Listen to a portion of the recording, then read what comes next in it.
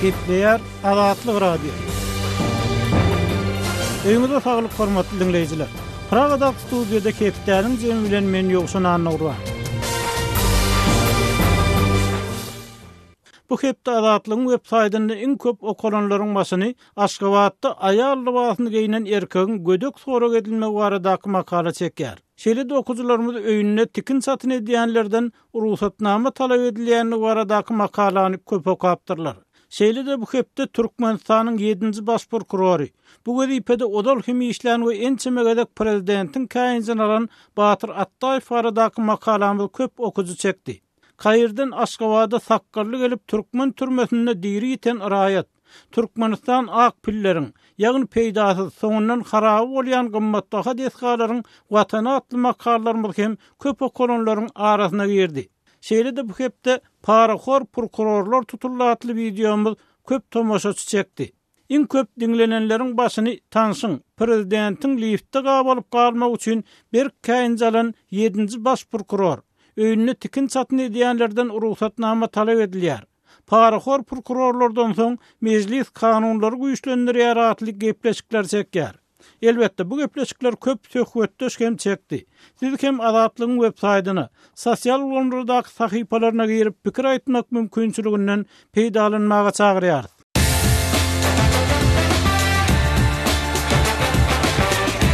Gepleýär Azatlyk radiosy. Azatlyk radiosynyň rus dilindäki web sahypasy işläp başlady. Biziň maglumatlarymyzy indi rus dilinde rus.azatxabar.com salgy bilen internetde tapyp bilersiňiz. Дорогие радиослушатели, информация «Радио Азатлык» теперь доступна и на русском языке. Наш сайт на русском rus.azatxabar.com.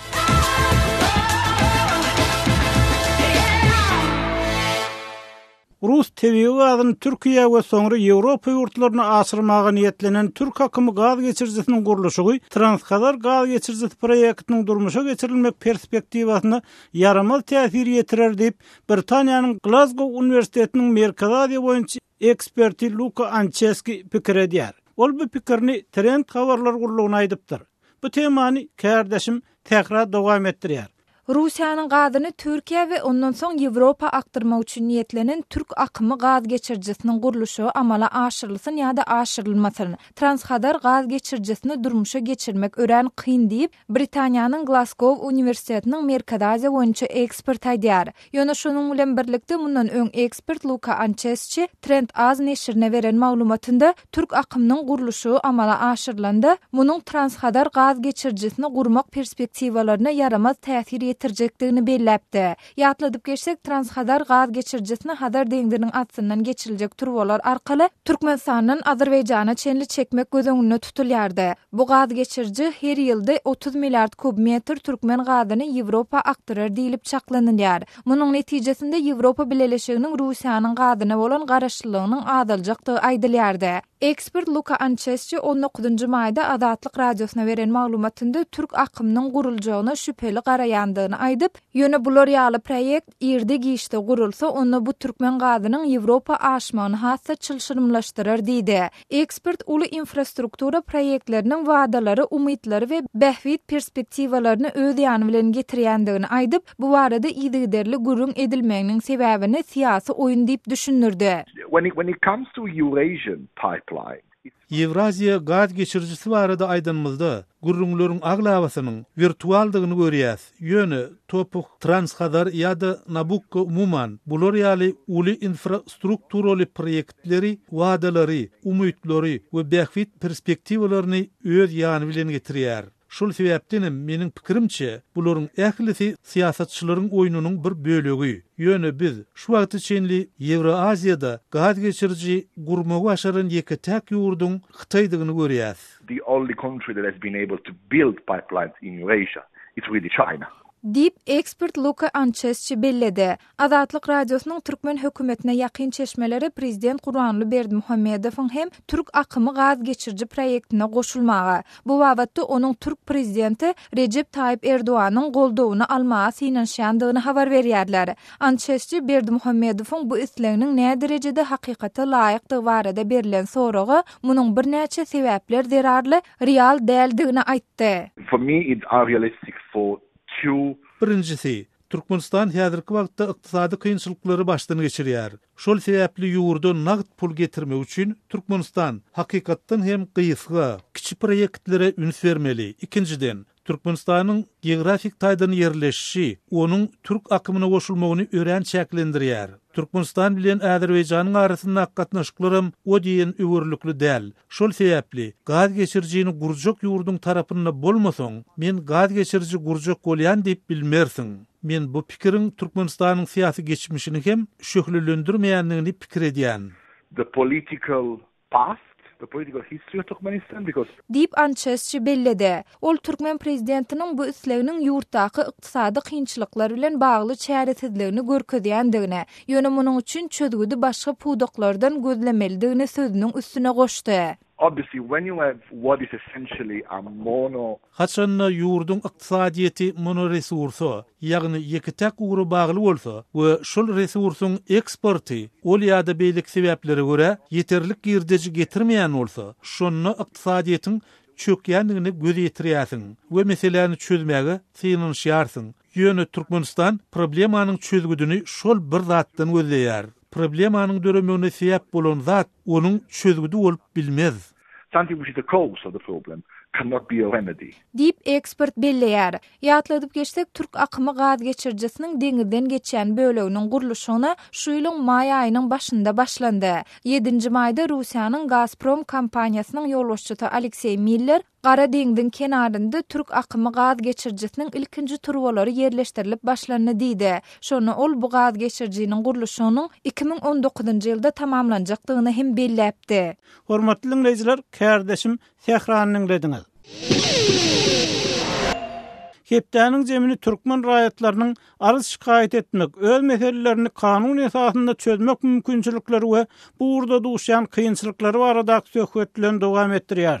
Ýurt içinden gelýän maglumatlara görä Türkmenistanyň hukuk goraýjy edaralarynyň başlyklary raýatlary az kabul edýärler. Şol wagtda prezident Berdimuhammedow wezipe berilýän adamlardan edilýän talaplaryň hemme taraplaryň berkidilmeliligini aýdýar. Emma muňa garamazdan döwlet kontrollugyny hakymyetdi wagtda arz şikaýet dinlemeli. İlatyň ardalaryna adalatly jogap berilmegini üpçün etmeli adamlar barasynda hiç zat aýdyp bolmaýar. Netijede olar ardaçylara başdan sowma jogap bermek bilen çäklenýärler diýip yerli çeşmeler aýdýar. Biz bu ýagdaý bilen gazaklanyp golaýda Praga, Çech Respublikasyna gelen habarçymyz Soltan Asylow bilen söhbetdeş boldyk. Soltana soňky döwürde gelýän habarlara görä, ilatyň arz etmek mümkinçiligi, şikaýet etmek mümkinçiligi, şo kanun goraýjy edaralary, hukuk goraýjy edaralary ýüz tutmak mümkinçiligi näme üçindir çäklendirilýär. Şo hatda şo ýerleri barmagam kynlaşdyryldy diýen habarlar gelip gokşa. Şu ýagdaý nähil maglumat berip biljekmi? Özüňiz gördüňizmi şu ýagdaý? Hawa ýoşan şu ilatyň ýöne köýraýatlaryň arza şikaýetlerini kabul etmek meselesinde de şu ýanky ýokary kadyet baş prokuratura İçeri İşler Ministerliğinde şu zatlaryň ýagdaýy ýyl-ýyldan gün-günden diýseňem bolýar. O ýyldan oýla şularyň arzy halyny diňlemek, şu arzalar kabul etmek, ilaty kanagatlandyrmak meselesi barha pesagatja şu ilatyň arza şikaýety diňlenen ok diýip bir agyz söz bilen aýtsaňam bolýar da. Nähil delili bar, şunu anyk görünüp durur, nähil delili bar? Ana şunun anyk delilleri ilk bilen şu prezidentiň poçtasy diýilýär, ýa prokuratura diýilýär, şulara arza atylýar, ýazmaça arza olar kabul etdi. Ondan soň hiçlik netije bolanok. Onu haty berýärler, şol arzaçynyň haýyryna çödülýän zat bolmadan arzaçylar etraplardan, mölaýatlardan, Aşgabat şäher boýunça da indi kabul edilişige diýip barýar. Şu taýda kabul kabul edilşik diýip ýazylgy daşynda, edaraň daşynda durna haýsy orunmasar, haýsy onu kabul etdi, haýsy sagatlarda kabul etdi, ýa bolmasa başlygyň özü haýsy sagatlarda kabul etmeli. Indi şu baş prokuror bolsun, içeri işler ministri bolsun, ýa-ni ýokary gazetyň başlygy bolsun, şolara hiç wagtda kabul eden ok. Bular haçan mardan çärede diýilýär.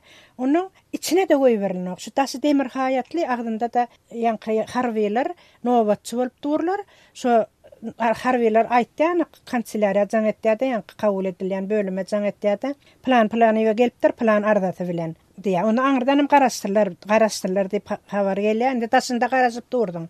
Ol 2 sagat çekke, 3 sagat çekke. Şu men öz misalymda menim iýilen deň hatarda şu taýda durup garaşýan, yssyda, sowukda, ýağynda, daşarda aýak üstünde dursun. İçine goýberilen ok. Ondan soň gelýärde da içinden bir çykýardy, kanselariýadan soraýar, ardan elinden alýar, soraýar. Şunday başlyk kabul eden ok. Biz şu başlyk kabul edilşine geçek bolup şuun barýatda. Ol hepdäniň diňe misal üçin 4-nji gün kabul etdi. Ýokary gazetyň başlygy Çaryf begen. Ondan soň şunday plan orunmatar kabul etjek, bölüm müdür kabul etjek, girjek misiniz diýär. Islesen girýän ardan aýtdyň, sen diňlän bolýarlar da ardan alyp galýarlar. Sen yine şu öňkü berilen jogap gelýär sana. Islemeseňem sen gaýt gidiver. Indik hepde gelýän, sen indik hepde gelseňem yine de şol kabul edilşik, şol başlyk ýok yerinde. Yine şu kimdir beriniň razy kabul etmegine razy bolsaň gir salýarlar içine bolmasa salynan ogam. Şu hayatyň daşyndan gaýtdyň. Şu adamlar şöyle kösenip durýarlar yssyda sowukda. Şoň içine girip oturmaga da mümkinçilik beren oklar. Ya birine düşünmeýänrek bir boba adamlar bolýar. Men arz etjek diýip gelýär. Onda sen elinde ardaňmam diýende ýok diýär. Men giri var etjek diýär. Ýok ardaňyzy ýazyp gelin diýerler. Şu görüler bir yerden bir listok tapıp ýa-ni kagaz tapıp şu daşarda oturup çommalyp oturup şol oturulmaly adam oturmak üçin goýulan birçe skameykaň üstünde oturup ardasyny ýazyp oturýar. Ene şeýdip şol ardany ýazmagda şoň içinde ýerem bar. Şol ýa-ni ardaçylar baryp oturanda garaşyp oturmaga ýerem bar, stolum bar ýöne şu taýgam adamlar goýberen oklar. Ana şolar ýalak bir hilek daryalar da şu adamlara hiççilek hormat, adamlaryň hukugy hiç tat ýok şu taýda. Ardan kanun mençe çözdürmek barada ha gurrunam ýok. Hormatly dinleýijiler, Azatlygyň Türkmenistana kawarçysy Sultan Asylow bilen söhbetdeşligimizi dinlediňiz. Gepleýär Azatlyk radiosy. Gadyrly dinleýijiler, Azatlyk radiosy türkmen raýatlarynyň haýyşlary esasynda olaryň prezidenti öz problemleri barada arazlaryny eşitdirip bilmeklerine mümkinçilik töretmek maksady bilen hormatly arkadaşly ýürüýte rubrika başlaýar. Bu rubrikasyny siz öz kynçylyklaryňyzy beýan edip, olary efir arkaly eşitdirip, şeýle de Azatlygyň web saýtyny, sosial ulamlardaky sahypalaryny çap etdirip bilersiňiz. Siz öz hatlaryňyzy Azatlyga hat üstü bilen, telefon arkaly biziň ýerli habarçylarymyzyň üstü bilen ýetirip bilersiňiz. Gepleýär Azatlyk radiosy. Hepdäniň jemini Magtumul Pragynyň eserleriniň öwrenilişi barada söhbetlen dowam etdirýär. Türkmenistanyň ýene bir gezek Magtumul ünleri, Pragynyň şygyryt günleri bellenildi. Ýöne ýerli finçiler şol sanyna Şahir Amanrat Bugaýew barıp 1970-nji ýyllarda başlanan Magtumul günleriniň inni odalky gydygynyň ýokdugyny, türkmeniň beýik şahiriniň hem siýasatyň bir bölegini öwürlendigini aýdýarlar. Şeýle dolar soňky ýyllarda Magtumullyny öwrenjileriň onlar çyýlap öwrenen gelen netijeleriniň üstünden atanak çylyp şahiriň terjime halynyň diňe siýasy maksatlary esasynda hiç bir suwutnama ýok ýerinden dawaral çäre geçirmek üçin üýtgedilendigini öňe sürýärler. Azatlyk radiosy Magtumulşunaslyk barada Aşgabatly şahir Amanrat Bugaýew bilen söhbetdeş boldy. Amanrat Magtumulşunaslygyň göz başynda duran adamlar soňky ýyllarda ýatdan çykyp barýar, olar ýatlanmaýar, olaň işler gaýtadan çap edilmeýär diýen habarlar bar. Odary bilen şu Magtumulşunaslygyň göz başynda duran adamlar bir ýatlap berseň, olar kimlerdi, olar näme etdiler? Magtumul elbette öz ýaşan döwrüniň ýytrol daşary ýurdarlarynyň da ünsüni çeken uly şahir we Türkmenistanyň özüni yerli türkmenleriň özüniň Magtumullyny öwrenmek işine çyllakay girşen döwrü bir 20-nji asyryň 20-nji ýyllarynyň başyndaky döwür şulyşynda sakatyny Türkmen edebiýatynyň aksakaly Berdiker Babaýew dur. Märmul şeýle berdaga 1926-njy ýylda Arap elipinne Magtymgulynyň bir tomlugyny çap etdirýär. Şundan sonra Magtymguly bolan üns gitdikçe güýçlenýär. Men elbetde ählalymy adyny tutmam mümkinçilik ýok. Öňe ihrazy ederler. Olar birene professor Mehmet Köseýew hemde akademikler Bay Muhammed Qarriýew, sonra Edilson ýaly akademik Gelli Oraz Şarif. Ine şular 30-njy 40-njy ýyldan tepkidinne Magtymgulyny öwrenmekde juda uly iş bitirýärler. Ondan sonra da umman şol alimlerin, Magtymguly öwrenjileriň estafetasy bir-birine geçip gidip otur. Geçen asyryň 60-njy ýyllarynyň ayagyndan 70-njy ýyllarynyň başyndan başlap Magtymgulyny öwrenmeklik bir ödüm, ilmi hasy öwrenmeklik bir näçe alimler orta çykdylaryna bulan arasynda esasy bir atlandyrylmasy Saylo Muradov. Saylo Muradow'un asarlaryň jümmüşinden ýen monografiýasy öz öwründe Magtymguly adyny Türkmenistanyň döwlet bayragyna da münasip bolupdy. Umman Mehmet Aganyň Bay Muhammed Qarriýewyň bitiren iň esas hyzmat çökmünde bir ýerde adı şular bir gatyr Magtymgulyny öwrenmäge juda taýlykly, akylly, başly semeleşipdirler. Bular şu zat dogrymy işne, näme dogrymy diýip durmany ýyl içinde Magtymguly bilen bagly riwayetlere mignapdyrlar. Magtymgulynyň däerligini bilip dursalar, şol getirilen goşgulara mignap polýamalar fonduny goýupdyrlar. Biz Ilaytada Hasanla Bay Muhammed Ataliýew Qarriýewiň Türkmenistanyň Ilimler Akademiýasynyň Dil we Edebiýaty institutuny direktorlyk eden öwründe Mehmet Köseýewiň ilmi kämillik ýetjek derejesinde ýeten öwründe şoýlarda Magtymgulyny öwrenmek ilmiň umuman bir Türkmenistanyň ilmiň bir belli bir bölegine urulypdyr. Ýyl içine guralan edebi ekspedisiýalar özlerem şol Magtymgulynyň dörejiligini öwrenmek boýunça gurulan edebi ekspedisiýalar juda kän. Onuň Magtymgulynyň kitabı izli neşir edilipdirne şeýler faktda oturup deňälýän Magtymgulynyň 1957-nji ýylda 2 tane bir tomlugy çykypdyr. Ol bir tomluklarynda 2600 sahypadan aňyrdy. Birini Bay Muhammed Qarriýew bilen Mehmet Aga Köseýew taýýarlapdyr. Beýlekde akademik Şarif taýýarlapdyr. Şu 2 tomluk bir-birinden tapawutlanýar, goşgularyň ýerleşdirilişi boýunça da Magtymgulynyň dörejiligine berilen baha da boýunça diýjek bolýarym şo döwürde bir pikir durullugyna da üns berilipdir. Şo pikir durullugyny ýylyna ýetirmäge de her näse rabun niýsem şo döwürde ýöredilen döwlet siýasatyny egilşe edipdir, urulsa edipdir. Amam radni şuun kuunna alimler, edebiýatçylar sizin agdan adamlaryňyzdan, şol alimlerden esasy näme öwrenmeli, nähil prinsiplerini almaly, nähil ýörelgelerini eýermeli şol adamlaryň. Şuun kuunna. Egerde men öňdäki alimleriň hemde edebi tanqidçilerimiň misalyny näme öwrenmeli bolsa, onu esasy öwrenmeli zat. Men adyny tutan adamlarym şularyň ählisi riwayetden Magtymguly ýasamak yörelgesinden, tendensiýasynden el götürdüler. Ol geçen asyryň 70-nji 80-nji ýyllaryndan başlap şol Magtymgulynyň goşgularyny öwrenip, şo goşgulardaky zatlar bilen taryhy zat deňeşdirip ilmi esasda Magtymgulyny öwrenip başladylar. Ine şol öwrenişde de birek-birege bahylçylyk etmek, birek-birek bir oňa diýişine sen bir bilhaslyň sen kırmak diýen zatlar ýok. Men anyk misalyatlarym belli. Yan öňde de Saylo Muradowyň 79-njy ýylda asyrlaryň jümmüşinden ýen ilmi monografiýasynyň o doğrulugyna Magtymguly başlanan ilmi monografiýa çapdan çykanyny bizim hemmemiziň hormatly muallimimiz Türkmeniň bir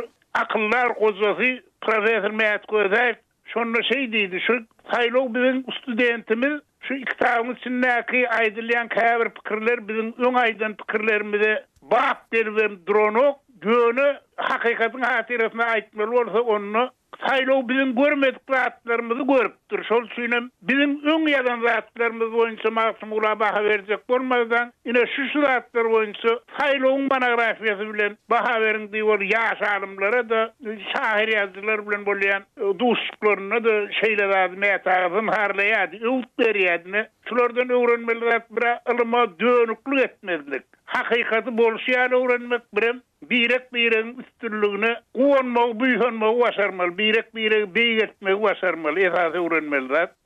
Hormatly dinleyijiler, Şahir Amanmurat Bugayew bilen söhbetdeşligimizi dinlediňiz.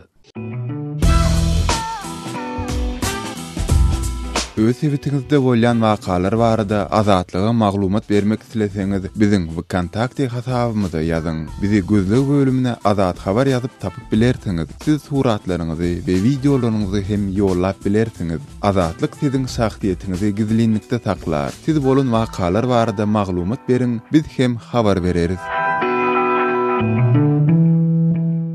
Gepler Azatlyk radio. Hormatly dinleyijiler, kepdäniň zemini Türkmeniň meşhur ýazgysy Nurmurat Sarhan hakyny söhbet bilen dowam etdirýär. Türkmen mediýasy 9-njy maýyň ýeňiş gününiň öňýanyny Moldowanyň Dalekö owasyny Türkmen hyzmatdaşlar tarapyndan uruşda wepat bolan eskerleriň dogonluk mazaryna ýadygarlygyň düýpli awatlananyny habar berdi. Türkmen döwlet habarlar gurulunyň maglumatyna görä ol ýerde 1944-nji ýylyň 4-nji maýynda Moldowany azad etmek uğruna söwüşlere gatnaşan türkmen ýazgysy Nurmurat Sarhan wepat bolupdyr. Eýsem Nurmurat Sarhanow nähili ýazdy? Azatlyk radiosy bu soraw bilen Pragada ýaşaýan türkmen ýazgysy Kıssası Hudaýberdi Harla ýüzlendi. Hudaýberdi ağa, eýsem Nurmurat Sarhanow kim türkmen edebiýatyny nähili orun tutýar? Nurmurat Sarhanow türkmen edebiýatynyň başlangyjyny göz başyna ören möhüm roly ýerine ýetirýär. Ol hikaýa söýgünni edebiýaty gelipdir. Hikaýa ýazýan kän şol irki döwürlerde eger Nurmurat Sarhanow bilen deňeşdirsek, beýleki ýazgylar meselem Berdi Kerbibaýew, Atanyýazow hem ýazypdyr hikaýa. Şol döwürde Agahan Durduýewiň adyny aýratyn tutmak gerek. Ýöne olardan tapawutlykda Nurmurat Sarhanow türkmen prozasyny ören bir ýeti liriki hem döwrewap hikaýalary getiripdir. Biziň mugallimimiz Professor Ruhi Aliyev hemişe Nurmurat Sarhanow ýatlardy. Şonuň bir sözüni aýtalardy. Çehowyň gündeligini Çehov şeýle arzu edipdir. Men şeýle bir kiçijik hikaýa ýazsadym. Şol hikaýany ýüzüň gaşyna ýerleşdirip bolsady diýip arzu edipdir. Nurmurat Sarhanowda da şeýle arzu bolupdyr. Men diýjek bolýanym, Nurmurat Sarhanow öz döwrüniň aýratynam 20-nji asyryň 19-njy asyryň aýaklarynyň iň ösen prozasyny nazara alyp hikaýa ýazypdyr. Iň ösen prozanyň deregine yetme üçin çalışypdyr. Şol uly medeniýeti türkmen edebiýatyna getiripdir. Şol hyzmat bilenem Nurmurat Sarhanow beýlekilerden düýpli tapawutlanýar. Onuň edil urşa gitmeýänkä döreden eserlerinden aýratyn 3 tanesy bellenýär. Ol arzu hikaýasy, Aktam, Şirin, Galbersede Şükürbagyşy powesti. Hudaýberdi Nurmurat Sarhanowyň iň meşhur eserleriniň biri hem kitap hikaýasy bolup durýar. Ine Ýewropa dünýä tejribesini görüp görseňiz, umman şu edemi mirasy çemeleşmekde nähili arzuwlary we nähili ýetgeçlikler bolsa goýuljak häzirki günde. Nurmurat Sarhanowyň kitap hikaýasy türkmen medeniýetine aýratyn orny eýe bolan eser. Ol öz döwrüne rus diline çykypdy.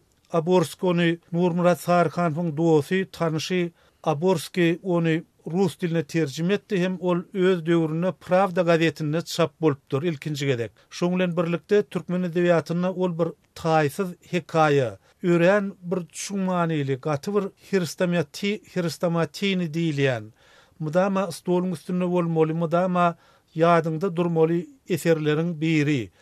Ol şeýle gow hikaýa ol ýazgynyň arhiwinden alınıp çap edildi. Ýazgynyň özü ol eseriň çykanyny görüp ýetişmedi. Şoň bilen birlikde günwatarda bir eser bilen, diňe ýeke eser bilen bütün dünýä tanalýan adamlar bar. Meselem Marcel Yozany döreden adam, internasional döreden adam, şol adamlaryň beýleki bir tanmal eseri ýok. Diňe bir eser bilen bütün halkyň taryhyny, dünýä medeniýetiniň taryhyna girýärler.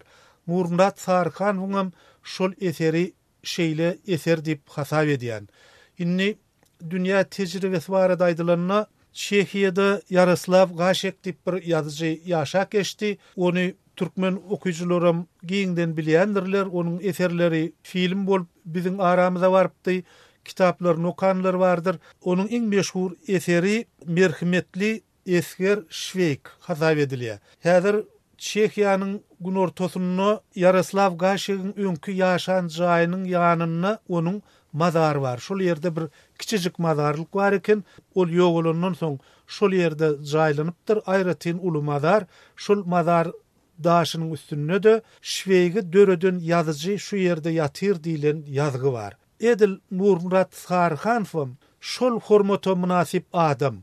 Meselem onuň doglan owasyny, doglan etrawyny, onuň ýaşan ýurdunyň paýtagtyny, kitap hekaýasyny döreden Nurmurat Sarhanow diýip ýadgarlyk goýulsa gaty bir ýerine düşerim kadiýan. Hormatly dinleyijiler, ýazgy Hudaýberdi Haly bilen türkmeniň meşhur ýazgysy Nurmurat Sarhan hakynda söhbetdeşligimizi dinlediňiz. Hormatly dinleyijiler, şunun bilen hepdäniň zemini geçirip tutarýar. Ýene-ki efir dostluklarymyza şenlik hoş, saglykdyk we azatlygyň tolkunlaryna galyň.